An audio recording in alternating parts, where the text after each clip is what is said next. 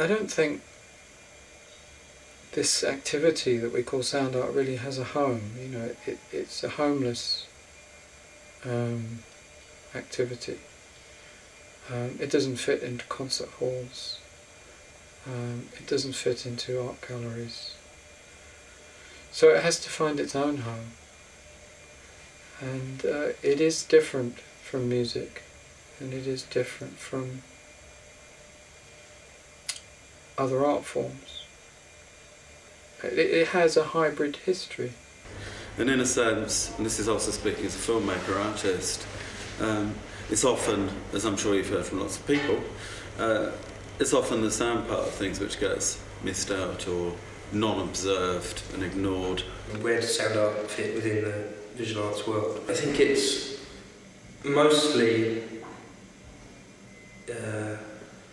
doesn't work in galleries. I think the stuff I've seen has been, purely audio installations have been problematic.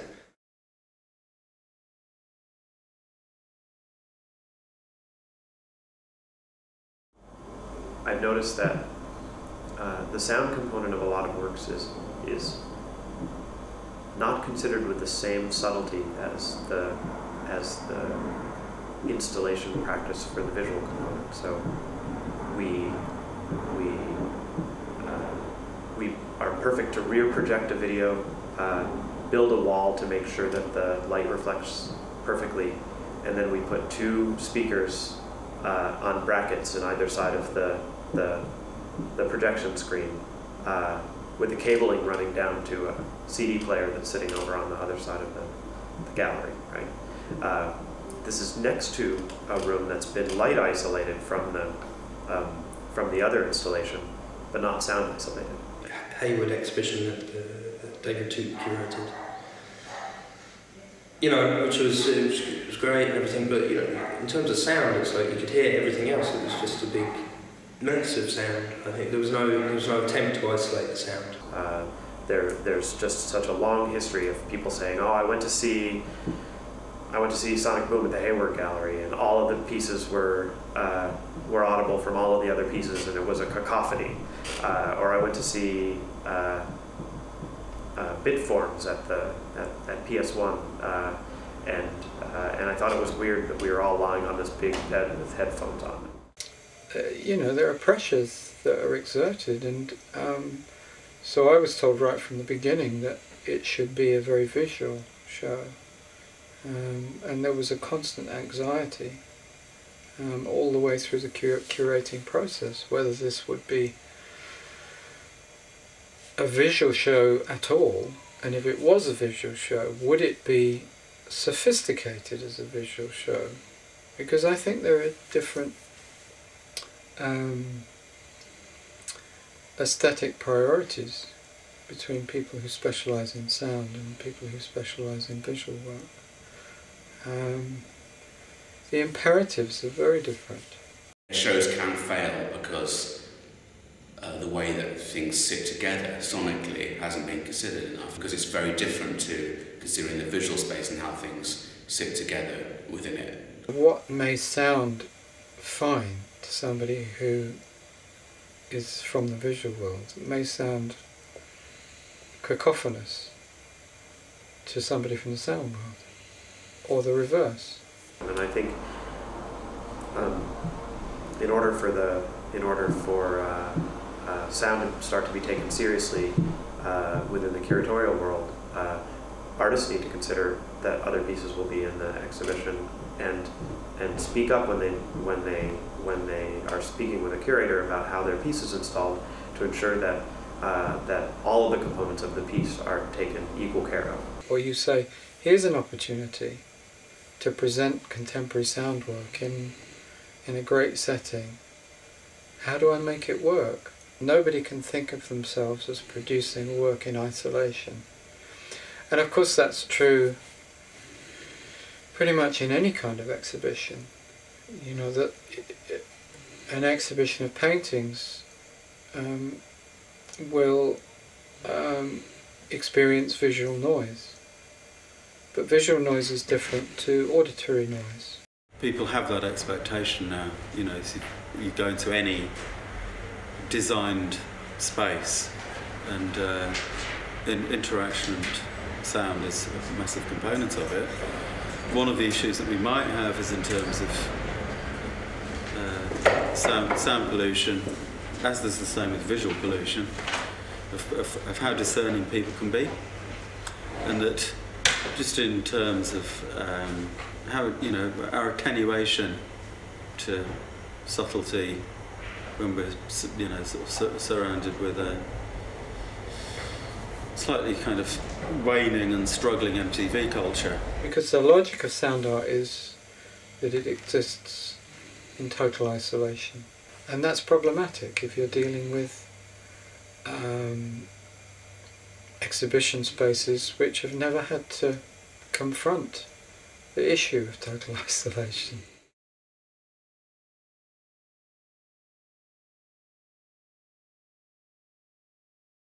What I have seen successfully done in arts centres is spaces being used in a flexible way for performances and screenings, and so work that, you know, a lot of work that I find really interesting sort of fits between the gaps, essentially. So you know, it's like because its sound is involved in it, that it's durational.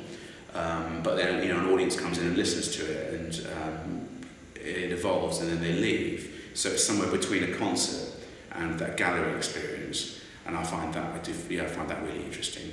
And I think that that's also what is interesting, you know, is that you can have another temporality. I mean, we have time codes for everything in life and in, you know, in society. And I think what's kind of important very often is that art can go beyond these time codes.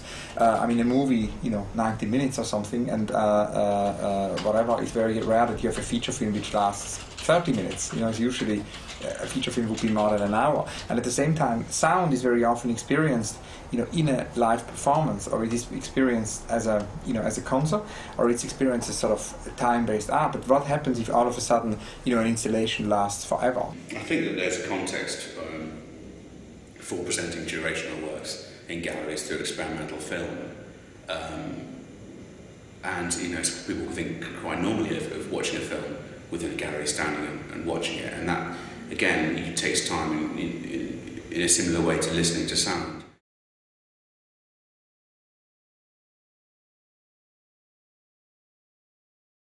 I think that curators within the art world have a real anxiety about curating sound, and I think it's actually falsely constructed anxiety, because the tendency is to feel like they're not literate about what makes a sound work good. They don't know how to read sound as an art object. It would seem to me that a lot of curators within the visual arts world don't have a clue about a lot of contemporary sound practice. Maybe that's why you see the same names appearing again and again. And I think that since there's this messy zone between music and art, where the music that developed into the music side of sound art practice comes out of a tradition of sort of not discussing the bones of the sound part of it. So in a way, there's a contribution on behalf of some artists to not speak well or introduce well the terms that are key to the understanding of their work, but the art world has to come to a point where it realizes that it's had a sonic literacy all along. Yes, I mean, for me it's a lot to do with the fact that when we think about the forces which are effective, you know, in visual arts, I don't think that we can somehow, you know, segregate the disciplines. I think if we want to understand, you know, I'm clearly, you know, based in the world of visual arts, of contemporary art, but in order to understand that field, it's important for me to understand what's happening in all the other, you know, fields. What's happening in sound, what's happening in architecture, what's happening in literature.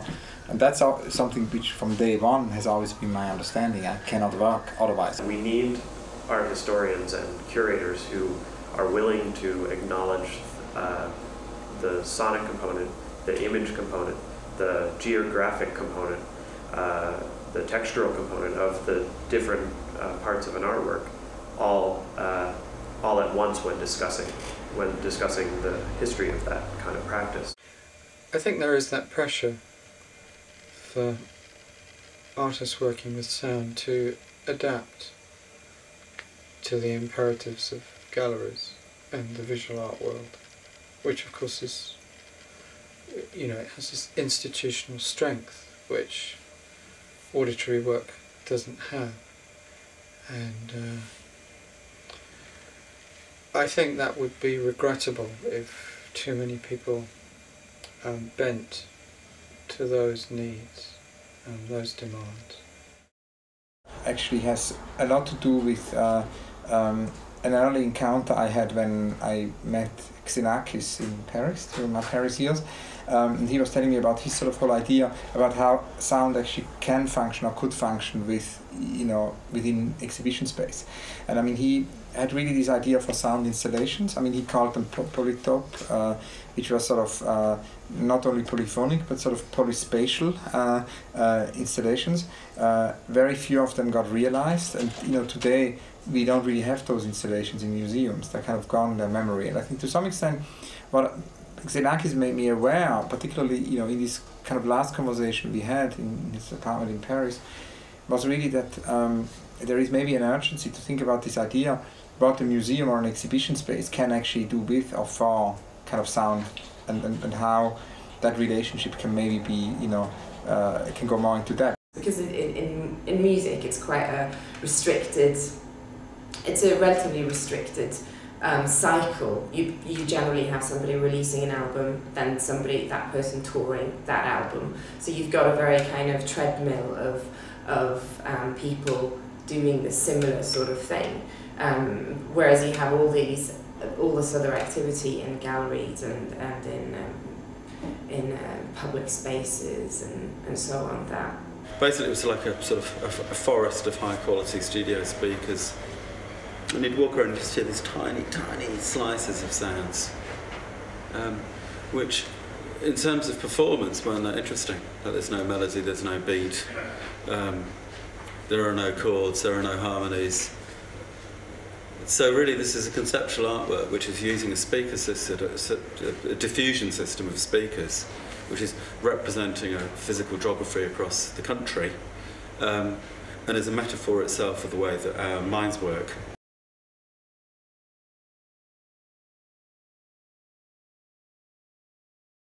I think the idea of moving out of the gallery into a site-specific work or locational work, as some people like to describe it, is the fact that, you know, sound is there already as well, and artists want to get out and engage with the sounds of their environment.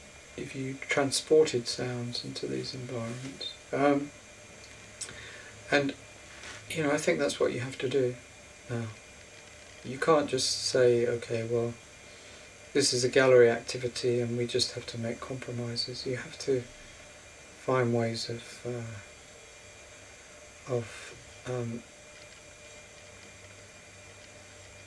making, I suppose, new environments for sound work. There's a piece being launched by Hans-Peter Kuhn in Leeds really soon, which is underneath the train station, and he's going to sort of reinvigorate that whole space. It's quite an oppressive, dark space at the moment, but you know, as you know, he works with sound and light. I think he's really going to transform that space, and so many people use that underpass, commuters and the people of Leeds all the time to run through the train station, as I said, for people to reconsider, you know, what are quite grotty urban spaces with the use of sound.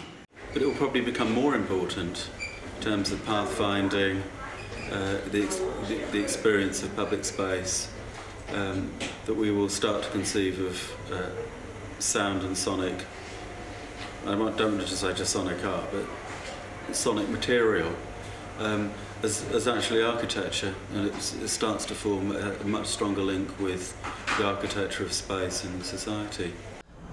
We want to create situations where audience members or people in the community can engage with the kind of sound that we're interested in, can think about sound, can think about how it has a usefulness in terms of being a medium for reflection. So maybe that has an implication on learning, maybe it has an implication or a use with regards to community organising. I mean, there's all kinds of, you know, branches that we could go off on, but we want to find the appropriate situations and that are accessible situations. I think that in an arts centre, one is more likely to get a wider range of people coming through the door.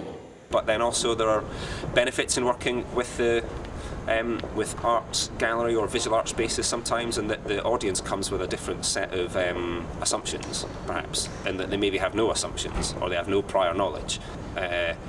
Perhaps, there's a really big perhaps, they maybe come with a more open disposition sometimes. Something that's running for a few weeks in an arts centre, let's say, you know, in sort of some sort of major metropolitan area, and you know, then it's free, you'll get a much wider range of people. And you know, if you're running, it's quite a hardcore festival of performance where you pay 25 quid and people come and sit down, you know, which is quite seedy, isn't it? That's one of the reasons I'm interested in presenting work, you know, either in art centres or you know, in public spaces, is to have that range of people experiencing it. Compared to music audiences, which I tend to find like it's a real battle all the time to kind of fight against the sort of conservative nature of, let's say, noise fans. They're so conservative. They want to listen to noise. They don't want to listen to free jazz. You know, free jazz, unless it's really loud and blary and kind of like noise. You know, their scenes become codified, and you have endless arguments about what the definition of these scenes are, and people aren't interested in something if it doesn't fit into these criteria. The difference between improvised music and I think it's a lot easier to access, oddly, given its kind of obscurest nature, but it's very easy to get a gig and play with people and meet people and be involved in the community. And like, personally, I found it incredibly easy to access that, and not very intimidating either, as opposed to galleries, which are, you know, they have these barriers set up. Of course that exists in the visual art world as well, but maybe because sound is very slowly creeping into it, that codification hasn't solidified yet. So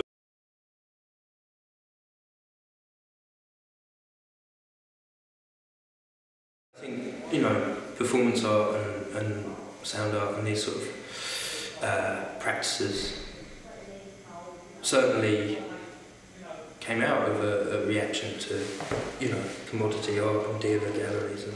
I think that the art market in itself is something that I'm not interested in, and I'm less and less interested in working with galleries, particularly when they have a history of that. You know, the economies of sound work and visual art are completely different. Beginning with the simple fact that visual art is something you can collect. The difficulty in selling a lot of the work is a problem for galleries, because their income will be through selling, doing private views and then having works that sell, whether that's sort of photography or painting, sculpture, what have you, and the work is more difficult to sell. And it's very difficult to do that with sound. You know, how can you make sound pay? Well, mostly you can't. So it has to develop another kind of economy. And, you know, the problem with that is that the economy of music in general is in free fall at the moment. It's disintegrated. And I know for a fact that pretty well-established artists now often have to sell bits of equipment, you know, handmade instruments, parts of their work, just to finance their next projects. And that's going to get more difficult with the way things are today. Also, because art isn't just about selling stuff, is it? You know, it enriches our lives.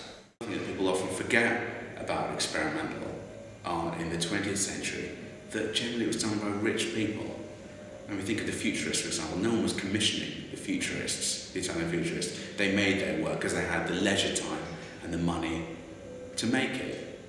You know, and some of the Fluxus artists as well. Yoko Ono is a good example of someone who was absolutely loaded, so she could swan around making artworks. How do you sell sound art? I don't know how you sell that. Whether you should just give it away. I saw a really interesting performance by Goody Pal, and then afterwards he said, well, anybody who'd like to buy any of my records can come and they can name their own price, and I'll accept any currency. So, you know, people came and they gave him, I don't know, £1 or 50p or a couple of euros or whatever they had. I don't know, maybe some people paid £50, I don't know. I mean, I think generally commodification of anything is sort of a bad thing, really. And not long afterwards I go to Frieze Art Fair, and I just stroll into this Danish gallery, private gallery, and there they are, all of Goody Pal's records. Not all of them, I mean it's a separate series, but they're sold in packs of 10 or something. And I asked what the price was. It was an edition. I'm not sure exactly how big the edition was, but I think it was a couple of £1,000. And the reason I think commodification of art is a bad thing is for the very reason I talked about the Frieze Art Fair. You know, I think that's a perfect example of like what happens when desperate galleries try and sell things to rich people. You know, it has nothing to do with artists. Whereas a video artist, Bruce Nauman, would try and sell an editioned DVD of his work, you know, 1 or 2 editions, he'd try and sell that for £10,000 or £15,000 or something. I think distribution in general for sound, you know, for non-object based art, shall we call it, so like video art or something, you know, films or anything that can be reproduced, is a real interesting problem. And like, you know, video artists sell editions of DVDs. I think there's a huge divide between the language of visual art and the language of sound art. If you're looking at other disciplines and the way that they think about the senses and the language used to describe, this is a rich language for vision, isn't there, for example? I would hope that, for example, any sense of a dominant submissive relationship between looking and hearing, or visual and auditory, is somehow obliterated. There's a divide between the visual arts world, which really tends to deal with conceptual stuff, I suppose. I mean, you know, and a lot of experimental music is kind of stuck in a modernist mode of practice, I think. So there's quite a different, I mean, which has its own history within music. So the language hasn't been developed to deal with it or talk about it correctly. If you look at a certain period of art, like 17th century, you can find that it's full of sound, it's full of noise, it's full of representations of listening. And in a certain sense, you could argue that that is sound art. You know, that's the origins of sound art. People are constantly talking about the Italian futurists as the beginnings of sound art, and I think, well, do we have to have these fascists, you know, these belligerent fascists as the beginning of sound art? Experimental art has really done that in the 20th, you know, during the 20th century, to look back, okay, to the context within which art is made and the actual medium itself. You know, John Cage was a good example of someone who did that, but I think, you know, meant a lot of people are still really trying to come to terms with some of the sort of fundamental approaches that he introduced and haven't really done so yet. The real difference between the two is that if you talk to anyone in the visual arts world, they accepted, took on board and moved on from Marcel Duchamp, like, you know, years ago, and that's all fine. So everything's fine, you know. But in the music world, people still can't get their head around John Cage. A wider arts context engages with culture in a very broad basis, and music doesn't always do that, and a musical training doesn't necessarily prepare you for this wider engagement. And successful artists, for me, who work across a range of media, have a way of exploring the cultural resonances of various aspects of the senses. So